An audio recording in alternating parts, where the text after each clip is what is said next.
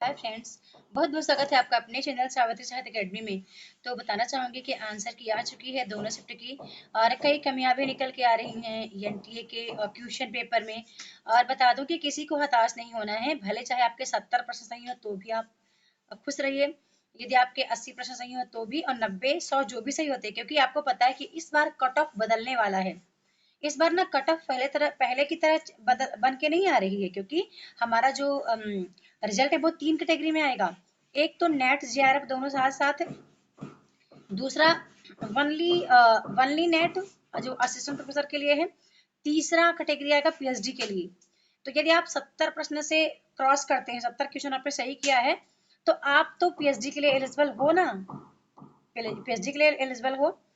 फिर यदि आपने नेट निकाला है तो आप दोनों के लिए एलिजिबल हो, पीएचडी और असिस्टेंट प्रोफेसर के लिए। आपने जीआरएफ निकाला है तो तीनों के लिए एलिजिबल हो। ठीक है, तो इसलिए आपको हताश नहीं होना है। जैसे भी जितना भी मार्क्स आएगा 70 से स्टार्ट हो जाएगा। जनरल कैटेगरी का बोल रही हूँ, इसके पीछे का ले सकते हैं जो भी आपका कैटेगरी है, ओबीसी एसटी एससी जो भी है आप ले सकते हैं। मेरा पूछ रहे थे कि मेरा कितना बना है, तो दरअसल बता दूं कि कई सेकंड शिफ्ट में अभी मैं काउंट की हूँ, कल मतलब आनंद फानम में की थी, तो तब तो 80 प्रश्न सही हो रहा था, क्योंकि मेरा पेपर वन अच्छा नहीं गया था। मैंने बताया था पेपर वन मेरा 21 प्रश्न सही हुआ है, तो अभी 24 आ रहा, 24 सही हो रहा। 21 मैं गिन के आई थी, उसके बाद का तो मुझे खुद भी आइडिया नहीं था कितना, क्योंकि मैं पेपर वन तो मैंने पढ़ा ही नहीं है, पहले भी नहीं पढ़ा, बस 2019 से पढ़ा था, उसी के अनुसार मैंने किया। और हिंदी लगभग हो गया, ठीक था हिंदी का। अच्छा, हिंदी के कई प्रश्न गलत भी एनटीए ने दिए। एनटीए ने कविता क्या है, निबंध का प्रकाशन वर्ष न जाने क्या लगा के रखा, जबकि 1909 हम लोग लगाए हैं, तो वो उसको एनटीए ने गलत बताया। एनटीए के हिंदी के कम से कम 4-5 प्रश्न ऐसे हैं सेकंड शिफ्ट के कि जिसके उत्तर उन्होंने गलत दे रखे हैं, मतलब गलत उत्तर दिए हैं। पेपर तो गलत कुछ बनाए ही हैं, कुछ प्रश्नों को लेकर गलत बताए हैं। एक जयशंकर प्रसाद की रचना है ना, उसका उत्तर उन्होंने गलत दे रखा है, उसका क्रम गलत दे रखा है। कई रचनाएं ऐसी हैं जिनके क्रम ही गलत दे रखे हैं वो लोग। तो ठीक है, खैर चैलेंज के लिए मैं डाल दूंगी, आज ही चैलेंज करूंगी जिन प्रश्नों का मुझे लग रहा है कि वो सही नहीं है। और साथ में, और इतने बड़े आयोग से भी ऐसी ऐसी गलतियां हो रही हैं, मतलब कि तो क्या ही बोले। बहरहाल, तो आपको हताश नहीं होना है। और एक बात मैं और कह दूं दोस्तों, कि जो हारा हुआ व्यक्ति है ना, यदि वो कहते हैं ना कि हार कर जीतने वाले को बाजीगर कहते हैं। यदि आप हारे हुए महसूस कर रहे हैं, आपको लग रहा है कि आपका अच्छा पेपर नहीं गया है, तो मैं आपको बता दूं कि आप फिर से 90 दिन आपके पास टाइम है, 90 दिन आप फिर से एक बार मेहनत कर लो। क्योंकि जो आपके सामने बैठी है ना ये महिला, ये हार कर आई थी। और मैं दो बार मैं हार गई थी। फिर मैंने कहा कि यार, हारने का जो अनुभव होता है ना, वो पहली बार में जीता हुआ व्यक्ति आपको नहीं बता पाएगा। यदि आप एक बार फिर कर लोगे तो कल इसी मंच पे आप पढ़ाने के योग्य बन जाओगे। एक बार आप फिर से आप कर लोगे ना, तो फिर से आप पढ़ाने के योग्य आपको आपके अंदर एक बहुत अच्छा जज्बा आ जाएगा कि अरे नहीं, मैं कर सकती हूँ, मैं भी पढ़ाऊंगी, ऐसा करके। या कहीं भी आप बहुत अच्छे तैयार हो जाएंगे। तो ये मत सोचिए कि मेरा नहीं हुआ। यदि हमारा एग्जाम नहीं निकलता ना, तो हमें ईश्वर एक मौका देता है फिर से निखर कर आने के लिए, फिर से सवर कर आने के लिए। तो कभी भी न खुद को दोष दीजिए, न ईश्वर को दोष दीजिए। दोष दीजिए उस समय को जिस समय को आपने सही से पकड़ा नहीं। आप ये समय समय ही सब कुछ है। ये टाइम जो है ना, ये भागता रहता है। और 2-3 बात और कह दूं आज मैं, कि अभी आप तैयारी यदि करोगे तो कैसे करना है, और मैं आपको एक अगली वीडियो में कटअप बताती हूँ कि किस तरह से अब कटअप बन के आएगा। काफ़ी लोगों ने अपना अपना कटअप बनाया, मतलब ओल्ड पेपर के अनुसार बनाया था, ओल्ड जो कटअप आया था उसके अनुसार। लेकिन अब जो 3 कैटेगरी का कटअप आएगा वो मैं शाम तक वीडियो देखो बना दूंगी। अभी थोड़ा सा मैं अपसेट थी घर में, अब कुछ ऐसे परेशानी आ गई, तो मैं जो सोची थी पूरा सब मेरा काम मतलब वो हो गया। क्योंकि गणेशा को मैं एक भी दिन, कुछ नहीं, ऐसे ही जो भी प्रसाद बना के खिला देते थे हम लोग, कुछ भी नहीं कर पाए थे। और हो गया, कहते हैं ना कि भगवान, अब क्या बोलें इस पर, कुछ नहीं बोल पा रहे हैं अभी। सब गांव चले गए हैं, घर में कोई नहीं है, बच्चे स्कूल चले गए हैं। और तो इसलिए फिर यहाँ पे अभी मैं इधर घर में हूँ, तो कुछ समझ में नहीं आता करें क्या। तो मैंने कहा मैं इस बात पर एक वीडियो शूट कर लेती हूँ, तो है ना, आपको हताश नहीं होना है। ठीक है, अभी फाइनल आंसर की आएगी, फिर से कुछ प्रश्न ड्रॉप होंगे। एनटीए ने 3 प्रश्न कुछ ड्रॉप किए हैं और फर्स्ट शिफ्ट में भी 1-2 प्रश्न ड्रॉप किए हैं, लेकिन अभी फिर से आंसर की आएगी तो फिर से कुछ प्रश्न जब फाइनल आंसर की आएगी फिर से कुछ प्रश्न भी हटेंगे। और साथ में बता दूं मैं कि आप एक बार रिजल्ट का वेट कर लो, ठीक है।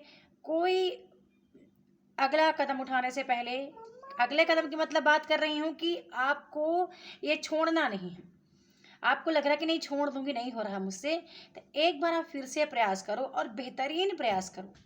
प्रयास करने का मतलब है कि कुछ भी नहीं छोड़ना है पढ़ने के लिए, कुछ भी मतलब कि कविता ये छोड़ दो, कहानी वो छोड़ दो, निबंध वो छोड़ दो, ये नहीं। आगे क्योंकि एनटीए का पेपर में कुछ भी क्लियर नहीं होता कि कितने इकाई से कितने प्रश्न बनेंगे। और बता दूं कि एक बार आपको कॉन्सेप्ट क्लियर करना है, मात्र एक बार, लेकिन रिवीजन आपको 4 बार करना है। रिवीजन बहुत मायने रखता है दोस्तों। मैं खुद ही देखी हूँ कि रिवीजन न होने की वजह से मेरे कई ऐसे प्रश्न हैं जो कि गलत हुए, जबकि मैं उसको सही करके आई थी। लेकिन जब प्रश्न सामने आया, जबकि मेरे पास बहुत टाइम बचा था, मेरे पास तो 30 मिनट ऐसे बच गया था मेरे पास, मैं 30 मिनट कुछ नहीं की, बस ऐसी बैठी रह गई थी मैं पेपर के टाइम पे। हाँ, इतना था कि आरसी सही हुए थे, आरसी पूरे सही हुए थे, और कुछ 1-2-4 प्रश्न ऐसे हैं कि जो बनता हुआ प्रश्न गलत हुआ। आता था मुझके लिए, अब पता नहीं हम गलत है कि या ये आयोग गलत है। तो वो भी उसके लिए मैं थोड़ा सा अभी देखूंगी, अभी मतलब देखूंगी पूरे कि कहाँ से प्रश्न उठाए थे उन्होंने, कौन सी पुस्तक से प्रश्न उठाया था उन्होंने, क्योंकि वो अक्सर मूल किताबें उठाते हैं, कोई मार्केट वाली गाइड से प्रश्न नहीं बनाते हैं, या तो भोलानाथ तिवारी की या फिर कामता प्रसाद गुरु की पुस्तक से इकाई एक का की बात कर रही हूँ। और कहाँ से उठाया था उन्होंने, तो वो तथ्य लेकर के फिर मैं चैलेंज करने का प्रयास करूंगी कि कहाँ कहाँ से प्रश्न गलत हैं। उन्होंने अंधा युग प्रश्न दिया था। अच्छा, अंधा युग नहीं, कुछ 2-3 प्रश्न ऐसे हैं जिनके 2-2 ऑप्शन सही हो रहे हैं, मतलब दोनों ऑप्शन सही हो रहे हैं, सी डी और उधर ए बी, इस तरह भी सही हुआ है। तो इसका जिम्मेदार कौन है? एक एक प्रश्न बहुत मायने रखता है हम लोग के लिए। तो आइए देखूंगी पूरा अच्छे से एक बार फिर से। तो मैं चैलेंज करूंगी, चैलेंज करने के बाद मैं बताती हूँ आपको कि हाँ मैंने मतलब कौन से प्रश्नों को, कौन से प्रश्न ऐसे हैं जो कि चैलेंज के लायक थे और जो मुझे गलत लग रहे थे। तो शाम को 5 बजे के पहले पहले कर दूंगी। लेकिन हाँ, एक बात और मैं आपसे कहना चाहूँगी, तैयारी आप जारी रखें। जिसको जीतना है ना वो भी कुछ वेट नहीं करेगा। यदि आपको लग रहा है कि मेरे 60 प्रश्न से कम हुए हैं, मतलब दोनों पेपर का मिला के आपके 60 प्रश्न से यदि कम है, मतलब 60% आपने नहीं किया, चाहे जिस कैटेगरी के आप हो, तो आप तैयारी को आज से ही जारी रखो बस। तो आप बिल्कुल मत रुको, बिल्कुल मत बैठो कि आप रुक जाओ, आप हार मान लो, नहीं, नहीं रुकना है आपको, और आपको करते जाना है। कोई कितना भी आपको बोले यार कितनी बार पेपर दी, नहीं हो रहा, नहीं हो रहा, एक बार मैं कह रही हूँ आप शुरू करो। लेकिन आप 2-3 चीज़ें आप क्लियर कर लो। एक तो ये क्लियर कर लो कि आपको कितने घंटे पढ़ना है, डेली के डेली क्लियर कर लो कि डेली के डेली 3 से 4 घंटे आपको देना ही देना है। आपको अभी से पहले तैयारी करने से पूर्व एक ओल्ड पेपर उठा के देखना है, अभी हाल ही का देख लो, उठा के देखो कि आखिर इसमें से कौन सा टॉपिक था जो आपसे बनता था फिर गलत हुआ। इसका मतलब आपने पकड़ लिया रिवीजन सही नहीं था। मैंने कहा कॉन्सेप्ट को एक बार पढ़ो, लेकिन रिवीजन को 4 बार करना है, ठीक है। ओल्ड पेपर को सिर्फ अच्छे से पढ़ के ले आना है, ओल्ड पेपर के भरोसे कभी नहीं जाना है, क्योंकि हर बार 60 प्रश्न नए आएंगे। 40 प्रश्न ओल्ड पेपर के पैटर्न पर आएंगे, हूबहू उठा के नहीं आते हैं, लेकिन 60 प्रश्न आपको नए मिलेंगे। और वो 60 प्रश्न में से लगभग ऐसा होता है कि 50-60 तो सबको आते रहते हैं, जो नॉर्मल है, और उसी में से जो 40 प्रश्न है वो हर किसी से लगभग आता भी है, डाउट भी होता है, आता हुआ प्रश्न नहीं बन पाता क्योंकि वहाँ पे कूट में आंसर लगाना होता है ना। तो इस तरह से आपको दोस्तों बताना चाहूँगी कि हताश नहीं होना है, निराश नहीं बैठना है, और फिर से लड़ना है। क्योंकि मैंने कहा कि जो हार कर व्यक्ति आता है ना, उससे बड़ा अनुभवी कोई नहीं है। एक बार में आप असफल हो जाओगे तो इतना ज़्यादा आप खुद को नहीं निखार पाओगे, ध्यान रखना।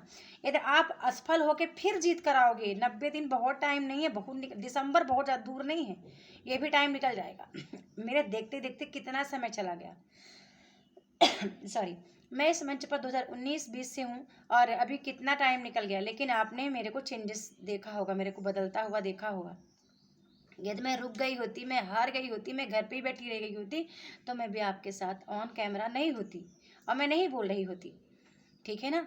इसलिए बोल रही हूँ कि बिल्कुल बैठो, 2-3 चीज़ें क्लियर कर लो। एक तो कंटेंट आपके पास अच्छा होना चाहिए, कंटेंट होना चाहिए आपके पास, ऐसा नहीं कंटेंट ही नहीं है। दूसरा, आपके पास वीडियोज़ होना चाहिए, क्योंकि जब आप काम करोगे तो आपको टाइम नहीं मिलता ना, तो आप वीडियोज सुन सुन के स्टडी करो, लेकिन एकाग्रता से करो। तो तीसरी चीज़ है कि आप पहले तो सोशल मीडिया के उन प्लेटफॉर्म से मुंह मोड़ो, उतने ही सीमित वीडियो देखो जो आपके काम की वीडियो है। मतलब 90 दिन थोड़ा सा तपस्या कर लो, एक तपस्या कर लो कि उतने ही वीडियो देखो। जब बहुत उबाऊ लगता है तो कोई अपने मनपसंद का गीत सुन सकते हैं आप, बाकी मत जाओ, मत देखो ये रील्स वगैरह दुनिया भर के, ये सब सब ये कॉमेडी वगैरह हटाओ सब जीवन से। एक दिन ऐसा आएगा कि इसी स्क्रीन पे लोग आपको देखना चाहेंगे, ठीक है ना। तो कंटेंट अच्छा होना चाहिए। फिर आपके पास वीडियो, कि भाई कंटेंट आप ज़्यादा नहीं पढ़ पाते है तो है, होना चाहिए आपके पास। नहीं पढ़ पाते तो आपके पास वीडियोज होना चाहिए। काम करते करते या कभी रेस्ट कर रहे हैं तो वीडियोज को आप सुन सकते हैं। तीसरी चीज़, आपके पास नोट्स होना चाहिए। या तो नोट्स आप खुद से बनाओ, खुद से ले करके कहीं से ले, जैसे कि मैंने सबको दिया मेरा नोट्स, तो पढ़ने के लिए चीज़ें आसान, भले उसी को फिर से बना रहे हैं, मैंने उनको दिया है ना, ऐसा नहीं कि उसी को पढ़ ही रहे हैं, उसको फिर से बना भी रहे हैं वो लोग, वही चीज़ को फिर से वो लिख लिख के पढ़ रहे हैं। मतलब हाईलाइट जितनी भी चीज़ें ना, हाईलाइट को वो लिख लिख के पढ़ रहे हैं, तो वो आप लिख लिख के फिर से एक नया बना सकते हैं।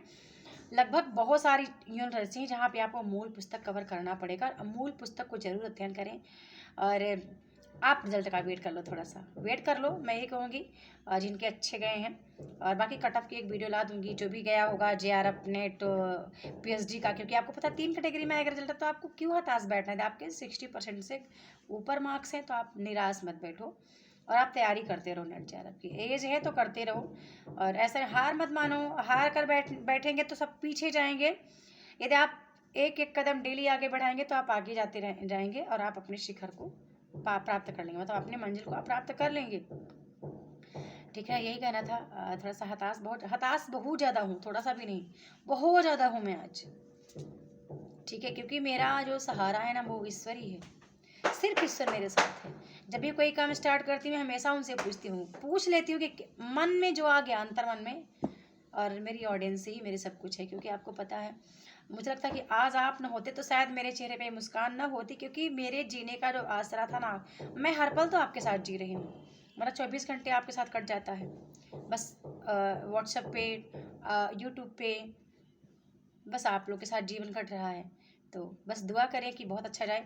हाँ, मेरे ख्याल से नेट होगा, नेट PhD के लिए रिजल्ट होंगे। JRF में तो पहले ही पता था मुझे नहीं हो पाएगा, क्योंकि फर्स्ट पेपर में पढ़ती नहीं हूँ। अब ज़्यादा मन भी नहीं कर रहा फिर से पेपर देने का। अभी रिजल्ट आएगा तो पता नहीं, कह नहीं सकते क्या पासा पलट सकता है, ईश्वर का कह नहीं सकते ना, क्योंकि ईश्वर की महिमा को मैं नहीं जानती कितनी प्रबल है। पर बाकी मुझे लग रहा है कि नेट होगा, JRF नहीं होगा। धन्यवाद।